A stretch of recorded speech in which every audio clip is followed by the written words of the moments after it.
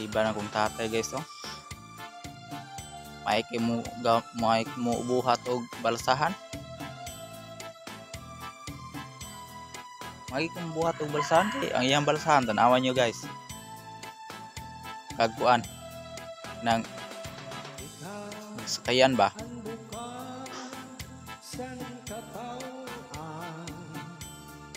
Kuan mo ng sakayan guys.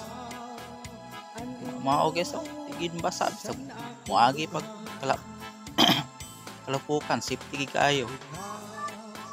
May kayo kuan buhat. Kuan po sa ilawom ba kanang nang clean po sila ba makagikuan guys nang magagbangka ba. Magbangka ang iyang balsahan.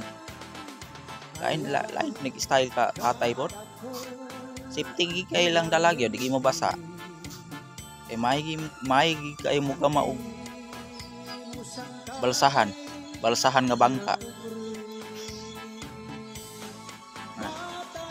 Naman nyo guys oh, balsahan nga bangka na. May gining kuan gyud ning mga Pinoy ba, mga Pinoy nga may dugo nga mga Bisaya bitaw kay may kay mo ubinto, nawan nyo na balsahan nga bangka. Balsahan nga bangka na guys.